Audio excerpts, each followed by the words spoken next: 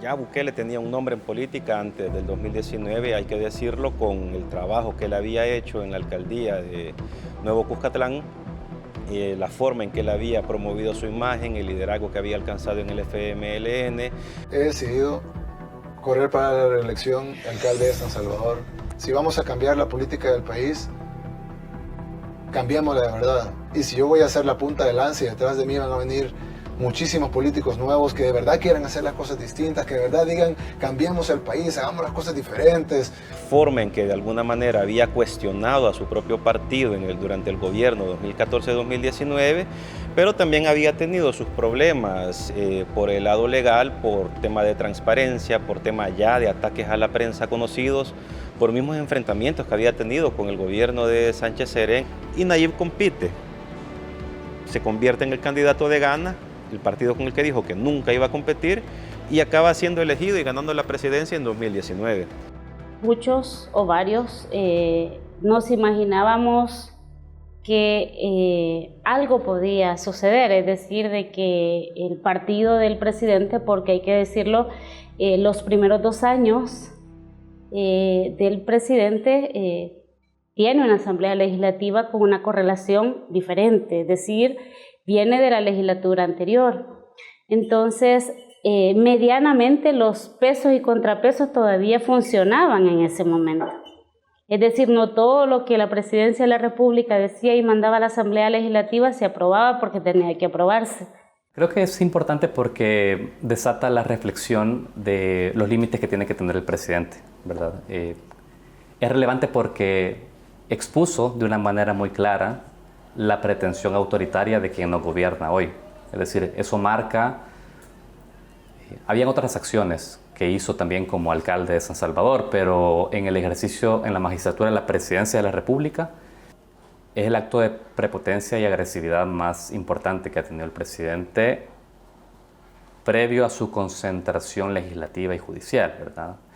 O sea, prácticamente él llegó a intimidar a otro órgano de Estado con su independencia y su autonomía, con la fuerza de seguridad que administra el Ejecutivo, que es la Fuerza Armada y la Policía, para intimidar la aprobación de un crédito.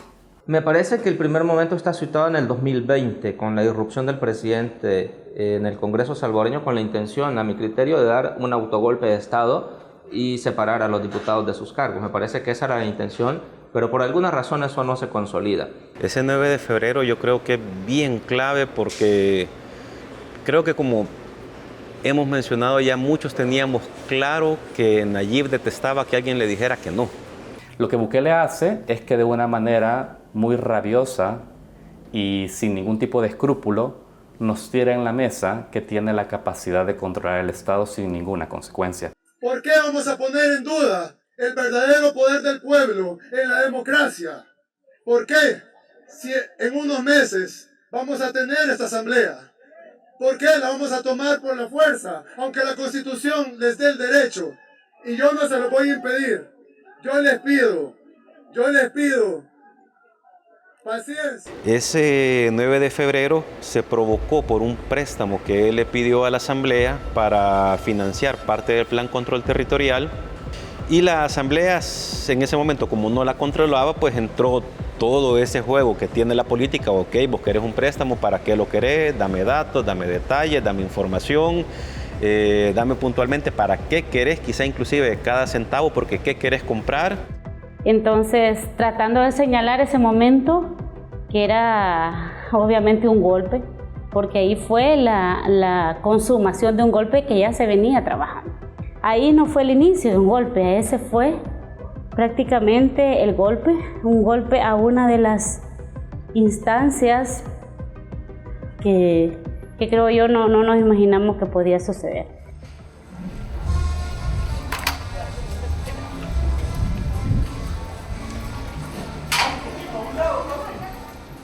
Hubo un periódico que publicó un video que había permanecido inédito, donde ellos decían que esa toma militar era un golpe de Estado. Luego no lo quisieron decir públicamente, pero en ese momento ellos estaban admitiendo abiertamente que ese se estaba convirtiendo en un golpe de Estado. ¿Qué es lo que va a pasar? Esto ya es un atentado, un golpe de Estado, una cosa grave. Entonces, por eso es que ese 9 de febrero es tan relevante, porque nos dio una idea de hasta dónde él podía llegar cuando tenía problemas que no podía controlar. Nosotros, aunque se burlen los del 3%, estamos haciendo historia. Y los que digan que no, que miren este mar de gente enfrente de la Asamblea Legislativa, con su presidente hablándoles, con el apoyo de la Fuerza Armada y de la Policía Nacional Civil, que no está, que está acá no para reprimir al pueblo, sino para apoyar al pueblo.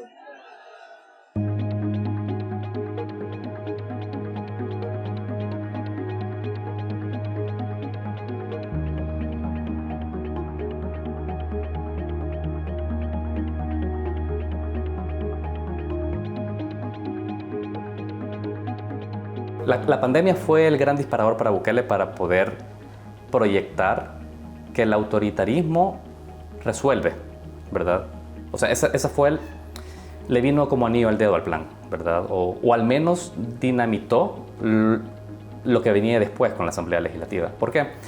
Porque la pandemia fue eso. La pandemia fue no rendir cuentas, tomar decisiones unilaterales, hacer uso de la fuerza pública para poder condicionar a la sociedad y resolver una pandemia. Estuvimos también en medio de una pandemia, donde en medio de decretos de emergencia, donde aprobaciones de 1.000, 2.000 y hasta 3.000 millones de dólares, porque el discurso oficial y el discurso que se le dio a la población es: esta Asamblea Legislativa no me aprobó nada, no puedo trabajar porque tenemos una Asamblea Legislativa que bloquea.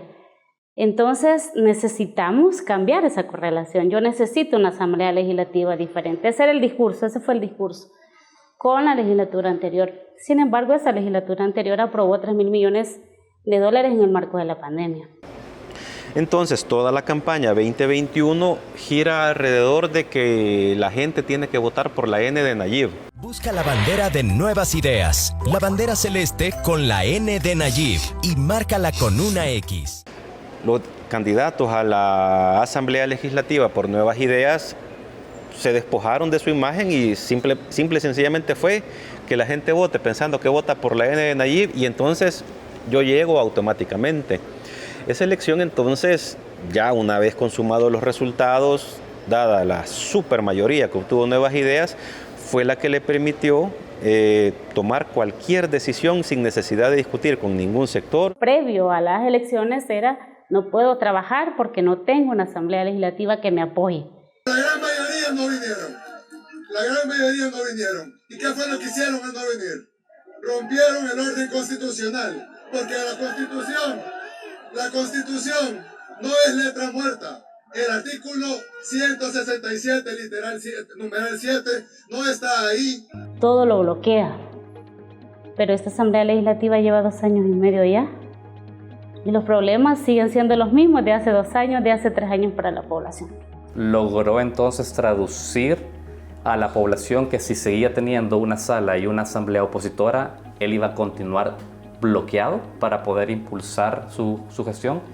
La gente le dice: presidente, aquí está la asamblea para que gobierne.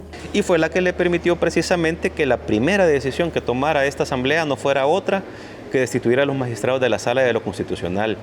Si sin esa supermayoría que obtuvo Nuevas Ideas, creo que no hubieran logrado destituir a los magistrados y sería bien, pero bien diferente la historia que estuviéramos contando sobre los 2 últimos años que ha tenido el país.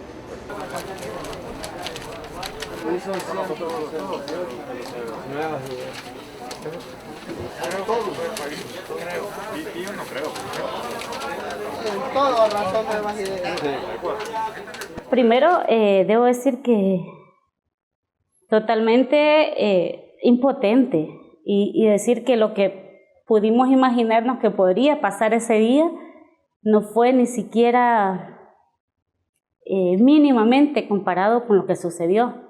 Creíamos que iban a hacer reformas a algunas leyes, que iban a cambiar el reglamento, pero no, que iban a quitar magistrados. Yo creo que, y yo tengo la certeza que ni siquiera ellos, el total de los diputados, sabían qué iba a pasar esa noche. Solamente quisiera hacer una pregunta, en el sentido que si esta noche es destituida la Sala de lo Constitucional, ¿quién va a resolver todas las controversias relacionadas a defender los derechos fundamentales de la ciudadanía? Lo sabía, creo yo, una cantidad o de aquellos que son de un grupo más selecto, más pequeño, pero que los otros emocionados porque ese día se juramentaron como nuevos padres de la patria y como fieles discípulos estaban ahí para cumplir una misión.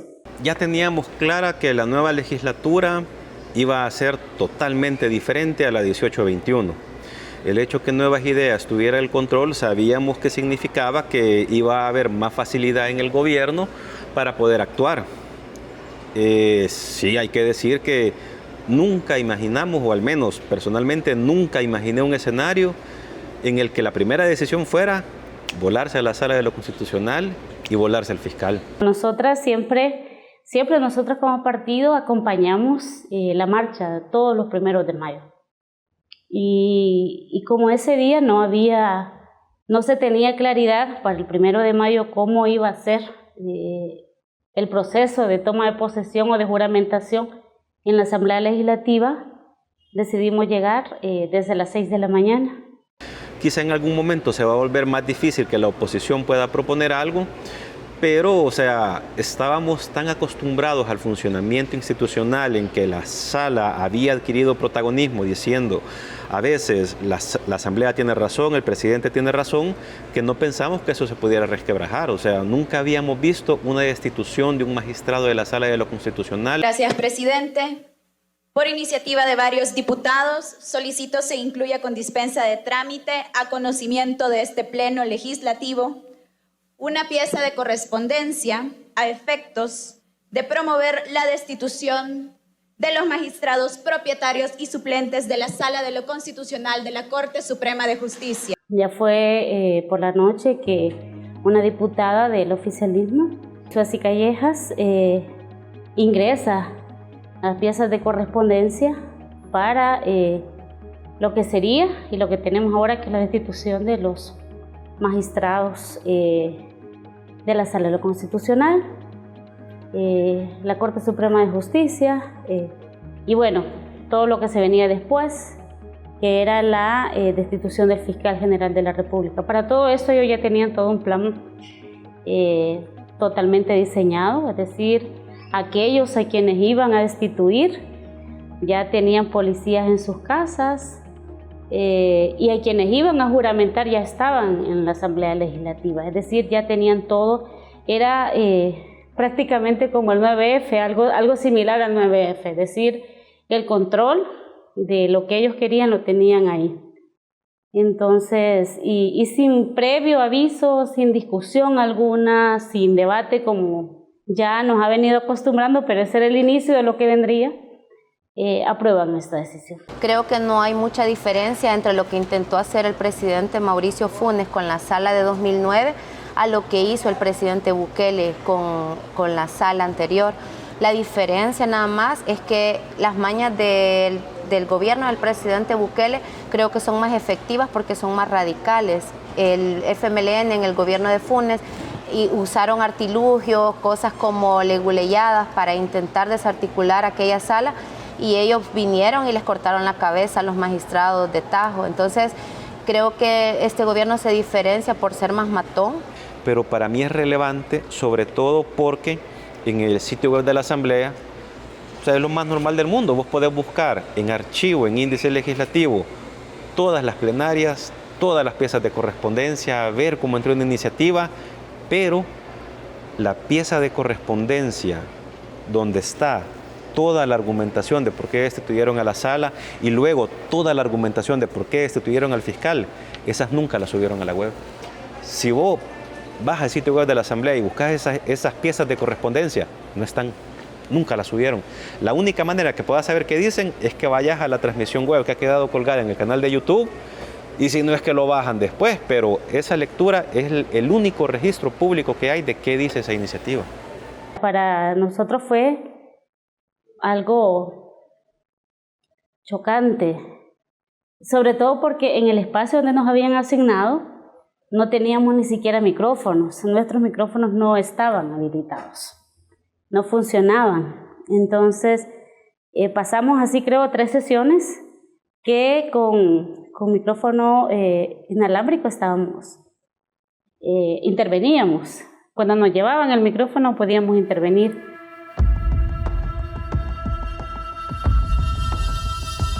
No es cierto que vivamos una democracia. Vivimos una autocracia. ¿Por qué lo digo? Porque estamos viendo que los tres poderes, en donde debe haber una separación de los tres poderes del Estado, esa separación teórica está, pero no en la práctica. La práctica política nos indica la sumisión de dos poderes del Estado, el legislativo y el judicial, al ejecutivo, a la presidencia. Y como es un gobierno autocrático, se cerraron las puertas a una discusión legislativa. Yo no estoy diciendo que en aquel momento todos los jueces y magistrados fueran independientes, porque sabemos que siempre respondieron a intereses particulares, pero ¿cuál es la diferencia con lo que tenemos ahora? Que el poder estaba diluido y repartido entre varios actores y ahora lo concentra una sola persona. Y cuando vos tenés a una sola persona concentrando el poder, necesitas un órgano que lo controle, que controle ese poder. Y por eso es que necesitábamos a una sala independiente, por eso es que necesitábamos un tribunal constitucional capaz de ponerle una camisa de amarre a alguien que se quiera extralimitar o que quiera controlarlo todo.